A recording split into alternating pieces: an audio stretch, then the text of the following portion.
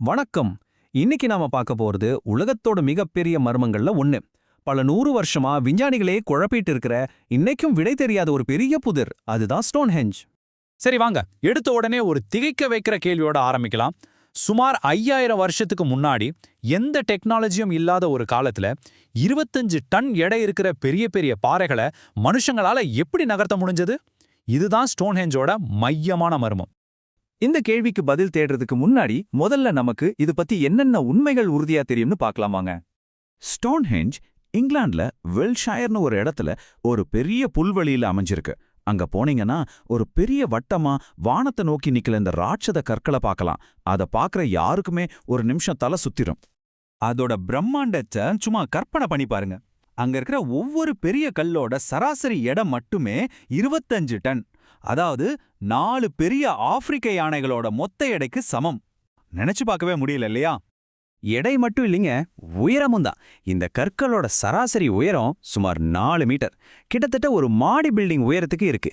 இவ்ளோ பெரிய கற்களை செதுக்கி தூக்கி நிப்பாட்டுறது எவ்வளோ கஷ்டமான வேலையா இருந்திருக்கும். ஆனா இதெல்லாம் விட ஒரு பெரிய ஆச்சரியம் இருக்கு. என்னன்னா, இந்த ராட்சச கற்கள் எல்லாமே அந்த இடத்துல கிடைச்சதில்ல. சில கற்கள் சுமார் 250 கிலோமீட்டர் தூரத்தில் இருக்கிற மழைகள்ல இருந்து கொண்டு வரப்பட்டிருக்குன்னு விஞ்ஞானிகள் சொல்றாங்க. நம்ப முடியுதா?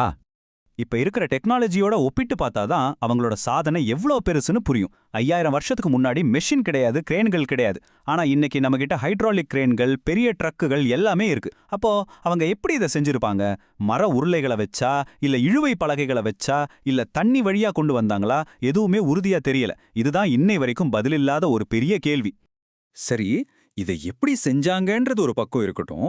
அதை விட முக்கியமான கேள்வி, எதுக்காக செஞ்சாங்க? இவ்ளோ கஷ்டப்பட்டு இவ்ளோ பெரிய ஒரு அமைப்பு அவங்க எதுக்காக கட்டணும்? ஸ்டோன்ஹெஞ்சோட நோக்கம் என்னவா இருக்கும்? அவங்க ஏன் இதை கட்டினாங்கன்றதுக்கு ஒரு முக்கியமான க்ளூ இருக்கு. அது என்னன்னா, ஸ்டோன்ஹெஞ்சுக்கும் வானத்துல இருக்கிற சூரியனுக்கும் ஒரு ஆச்சரியமான, ரொம்ப துல்லியமான ஒரு தொடர்பு இருக்கு. இது வெறும் கல் இல்லைங்க, அதுக்கு மேல ஏதோ ஒரு பெரிய விஷயம் இருக்கு. குறிப்பா வருஷத்திலேயே ரொம்ப நீளமான பகல் பொழுது வர்ற அந்த கோடைக்கால சங்கராந்தி அன்னைக்கு சூரியன் இந்த கற்களுக்கு நடுவுல மிகச்சரியா உதிக்குது. இது யதார்த்தமா நடந்த ஒன்னா இருக்க வாய்ப்பே இல்ல. இது ரொம்ப துல்லியமா கணக்கு போட்டு வடிவமைக்கப்பட்டிருக்கு. இந்த ஆச்சரியமான வானியல் நிகழ்வு தான் விஞ்ஞானிகளை ஒரு முக்கியமான முடிவுக்கு வர வச்சது. ஒருவேளை ஸ்டோன்ஹெஞ்ச் ஒரு பிரம்மாண்டமான பழங்கால வானியல் கேலண்டரா இருக்கலாம். இதை வச்சு எப்போ விவசாயம் ஆரம்பிக்கணும், எப்போ மத சடங்குகளை நடத்தணும்னு சூரியன் சந்திரனோட சுழற்சியை அவங்க கண்காணிச்சிருக்கலாம். இப்போ நாம இந்த மர்மத்தோட முக்கியமான கட்டத்துக்கு வர்றோம். இந்த பிரம்மாண்டமான அமைப்பை கட்டினது யாரு? இத பத்தின உண்மைகளையும் பரவலா நம்பப்படுற கட்டுக்கதைகளையும் இப்ப பிரிச்சு பார்க்கலாம். இத பத்தி 2 முக்கியமான கருத்துக்கள் இருக்கு. ஒன்னு விஞ்ஞானிகள் சொல்றது, அதாவது நியோலித்திக் காலத்து மக்கள், அதாவது சுமார் 5000 வருஷத்துக்கு முன்னாடி வாழ்ந்த நம்ம முன்னோர்கள் தான் இதை கட்டினாங்கன்னு சொல்றாங்க. ஆனா இன்னொரு பிரபலமான தியரி என்ன சொல்லுதுன்னா, வேற்றுக்கிரகவாசிகள் உதவி செஞ்சுதான் இதை கட்டினாங்கன்னு சொல்லுது. ஆனா ஒரு முக்கியமான விஷயத்தை நாம இங்க கவனிக்கணும். இந்த ஏலியன்ஸ் தியரி கேட்கறதுக்கு ரொம்ப சுவாரஸ்யமா இருக்கலாம். ஆனா அதை நிரூபிக்கிறதுக்கு இது வரைக்கும் எந்த ஒரு அறிவியல் ஆதாரமும் கிடைக்கல. இது வெறும் ஒரு ஊகம் மட்டும்தான். ஆனா இது மனுஷங்க தான் கட்டினாங்கன்னு சொல்றதுக்கு அங்கேயே நமக்கு சில ஆதாரங்கள் கிடைச்சிருக்கு. தொல்பொருள் ஆராய்ச்சியாளர்கள் ஸ்டோன்ஹெஞ்ச் பக்கத்துல தோண்டி பார்த்தப்போ அங்க வாழ்ந்த மனிதர்களோட எலும்புகள், அவங்க பயன்படுத்தின கருவிகள், அப்புறம் அவங்க பத்த வச்ச நெருப்போட தடயங்கள்லாம் கிடைச்சிருக்கு.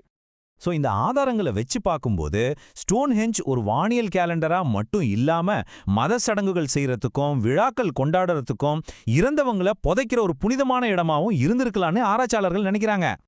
பல கேள்விகளுக்கு இன்னும் முழுமையான பதில் கிடைக்கலனாலும் ஸ்டோன்ஹெஞ்ச் இன்னைக்கும் ஒரு மர்மமாவே இருக்கு. ஆனா அது நம்ம மனித சரித்திரத்தோட ஒரு முக்கியமான பொக்கிஷமா பார்க்கப்படுது. இதோட முக்கியத்துவத்தை உலகமே அங்கீகரிச்சிருக்கு.